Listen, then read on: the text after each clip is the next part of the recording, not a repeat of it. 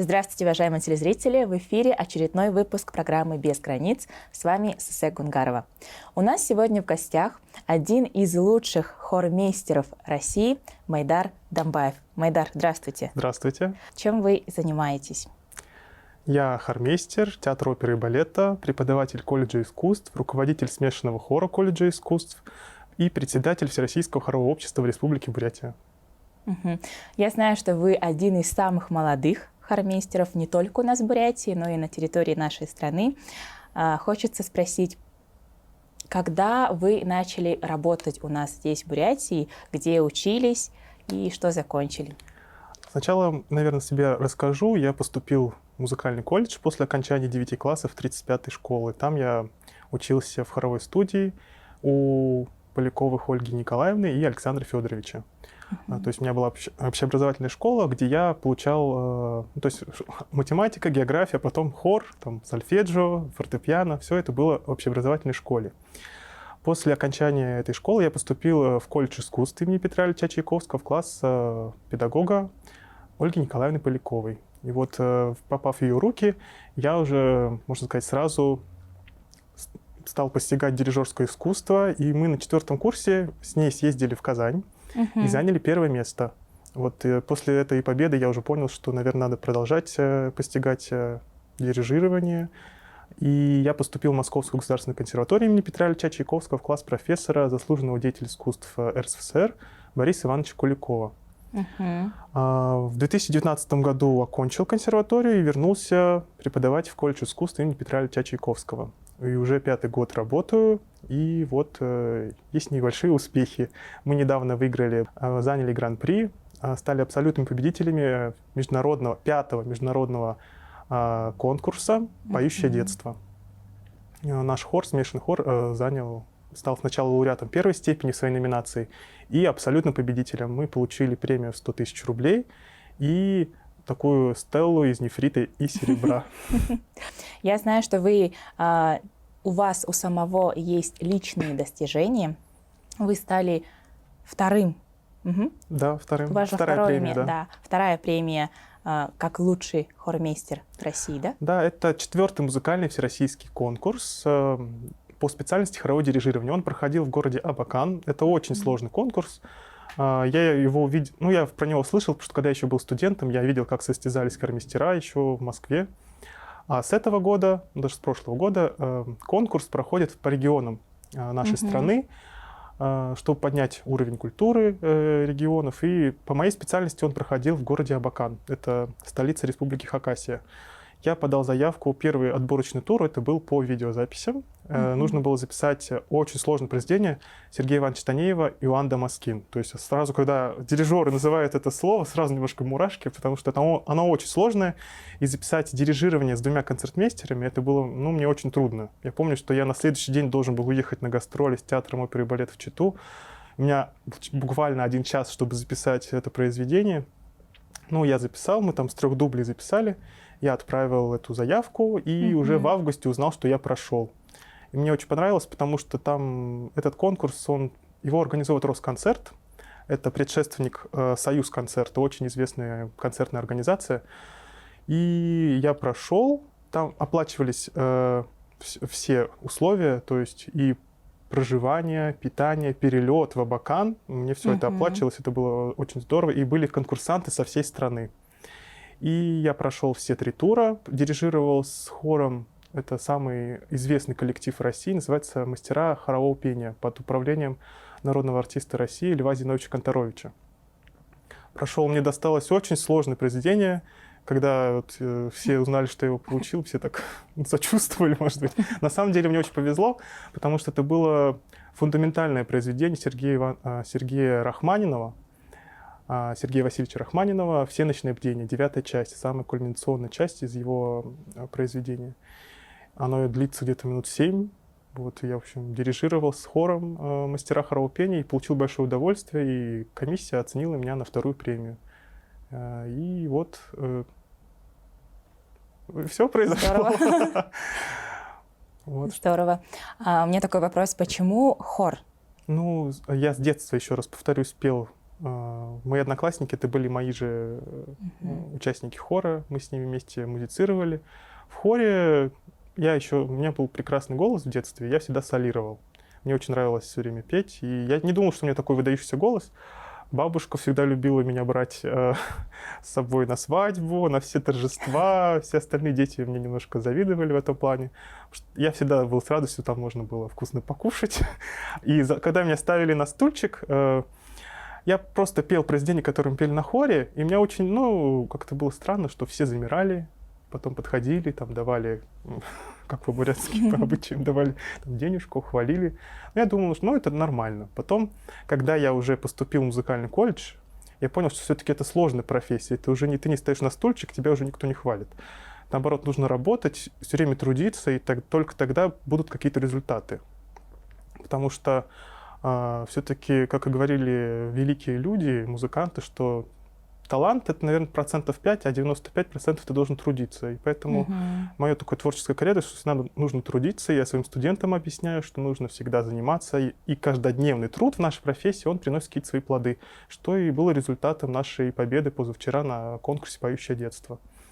Нет такого, что вот мы собрались, хор, и сразу идеально запели. Это все, конечно, такой большой труд, который даже оценили высокое жюри. Вот в качестве председателя жюри приезжал Александр Владиславович Соловьев, это ректор Академии хорового искусства, профессор Московской консерватории. Так он отметил то, что мы сохраняем традиции, которые нам заложили наши учителя. Это, я считаю, своим очень важным долгом, потому что предыдущий хормейстер нашего хора, это Ольга Николаевна Полякова, это легендарный хормейстер, корифей нашего искусства в Бурятии. Она подняла все это профессиональное искусство в Бурятии. И я вот стараюсь это все сохранить и приумножить через своих студентов. Совсем, кстати, недавно приехал мой студент из Казани. Вот мы 10 лет назад, что примечательно, вместе с Ольгой Николаевной ездили в Казань на конкурс и выиграли его. И, как сказать, я вот спустя 10 лет решил отправить своего студента Дениса Денсарунова, студент 4-го курса. Замечательный, талантливый очень студент. Вижу в нем большой потенциал. Мы его отправили на этот же конкурс. Это уже юбилейный конкурс, он поехал. И он стал дипломантом первой степени. Он работал с хором Казанской консерватории, что это большой результат и как для моей педагогической деятельности, и для вообще республики в целом. Расскажите про свое детство, где вы выросли? Я вырос в городе Улан-Удэ. Но каждое лето я ездил к своей бабушке, к Валентине Цанбоевне Цыбекжаповой, это заслуженный учитель Республики Бурятия, в Гусиноозерск. Я там провел свои самые лучшие годы. Меня водили на школьную площадку в 4-ю школу. И вот, кстати, совсем недавно, в феврале, мы там дали сольный концерт. Я был очень рад, потому что, можно сказать, родной для меня город Гусиноозерск. И там в ДК «Шахтёре», это, можно сказать, целый дворец, потому что там его недавно отреставрировали. И такой сталинский ампир, замечательная акустика, и люди замечательные работают, и зрители. И мы дали большую сольную программу с нашим хором, и ребятам понравилось. И мы с ребятами не только в Гусиноозерск съездили, еще на экскурсию в Новосельгинский музей декабристов. То есть ребятам было очень понравилось. И вообще стараюсь, чтобы наш хор, он всегда не только давал концерты, он еще и просвещал. Мы ездим по районам республики. Мы вот ездили в Кяхту. В прошлом году давали концерт в музее краеведческом. И, может быть, такой анонс. У нас предстоят в мае гастроли в Монголию. И все это благодаря Министерству культуры Республики Бурятия, которое нас очень сильно поддерживает в лице Сылмы Баиртуевны. Конечно, я хотел бы ей выразить огромную благодарность. Еще про детство. Вырос я вот в Улан-Удэ, ездил в Гусиноозерск. И вот эта среда, 35-я школа меня сформировала вот как личность. И, конечно, колледж искусств. В 14 лет я поступил в колледж искусств. Вот, и мы тоже с хором часто выступали, гастролировали, и ездили на конкурсы, и всегда выигрывали, получали призовые места. Это все, конечно, не просто... Это все, конечно, благодаря учителям. Я считаю, что нужно обязательно помнить те традиции, которые были заложены и учителям учителей и так далее. Потому что это очень важно, сохранить эту нить педагогическую, вот эти традиции, которые нам заложили. Потому что моя педагогическая история, она идет от Москвы и так далее. Там были выдающиеся учителя. У вас сколько студентов сейчас? Я веду в колледже искусств дирижирование. И по дирижированию у меня 7 студентов в классе. Также я веду хоровой класс, смешанный хор. Там у меня 30 студентов, они все тоже мои студенты по хоровому классу. А как вы считаете, вот сейчас в наше время, насколько актуально, популярно вот это Хоровое искусство? да, хоровое искусство, и насколько студенты изучают это, с каким интересом они изучают? Ну, все-таки, наверное, не секрет, что оно не популярно. Я вам сразу скажу, если я буду говорить, о, оно очень популярно, там это, конечно, будет немножко смешно. Оно не популярно, люди считают, что хор — это скучно, и поэтому моей целью и целью моего хора — это популяризация хорового искусства. Потому что люди считают, что они придут слушать хор, и это, как бы они сразу уснут после первых 5 минут. На наших концертах у нас такая разнообразная программа, что отмечает, кстати, художественный руководитель Бурятской филармонии Наталья Владимировна Уланова. У нас потрясающая программа, на которой люди получают огромное удовольствие, и мы собираем большие залы. В ноябре у нас был концерт, билеты были раскуплены за несколько часов до концерта. В марте у нас был концерт в Бурятском драматическом театре. Мы там исполняли разнообразную программу от русских народных песен до джазовой мессы. И с нами исполняли и струнный квартет, многие сочинения, которые даже не звучали в Бурятии. За тот опыт, который у меня есть, я нашел многие произведения, я ездил на конкурсы, со мной делились хормейстера разными произведениями, и поэтому тот опыт, который багаж у меня есть, я стараюсь делиться с жителями Республики Бурятия. И сейчас, и благодаря конкурсу «Поющее детство», и благодаря нашим концертам, я могу сказать, что хоровое искусство, оно дает интерес уже зрителям, это уже не становится так скучно, как было раньше. И если будет это продолжаться в том же духе, будет поддержка еще и от государства, я думаю, мы можем уже назвать в ближайшие 5-10 лет, что республика будет хоровой столицей Дальнего Востока, как минимум. Какие у вас планы? Планы у меня заканчивается 5-й год в колледже искусств. Посмотрим, какие планы. Все зависит от не знаю чего, от кармы. Посмотрим. Не буду говорить, что будет дальше. Посмотрим. Почему вы выбрали Улан-Удэ? То, что вы закончили консерваторию в Москве, да, почему не остаться в таком большом городе и дальше развиваться? Почему вы и приехали на свою родину? Нужно поднимать искусство. Не секрет, я все-таки учился по целевому обучению, у меня был трудовой договор на 5 лет с колледжем искусств. Я добросовестно приехал и вернулся отработать свои 5 лет, и в дальнейшем работать, если будут такие хорошие условия. Есть ли человек, которым вы вдохновляетесь? Это мой учитель, Ольга Николаевна Полякова. Это мой кумир, это мой друг, потому что она всегда посоветует, что нужно сделать, как сказать, и это будет всегда правильно, потому что она меня всегда поддерживает, я ее поддерживаю. Всегда учителей нужно помнить и ими восхищаться, восторгаться. Это я так думаю.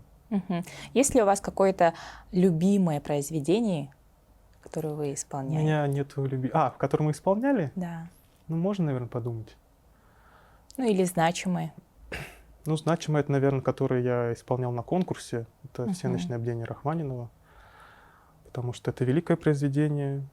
И, конечно, это была бы мечта исполнить ее в Бурятии с коллективом из Бурятии. Это было бы просто, наверное, не потолок, но это было бы очень здорово. Произведений любимых у меня нет. Я слушаю разнообразную музыку, начиная от той же самой попсы и до классики.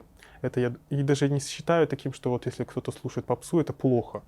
Слушать можно то, что тебе нравится, а уже все-таки я как уже профессионал-музыкант, уже музыка — это моя работа. Я ее люблю и стараюсь донести до зрителей в позитивном и положительном качестве.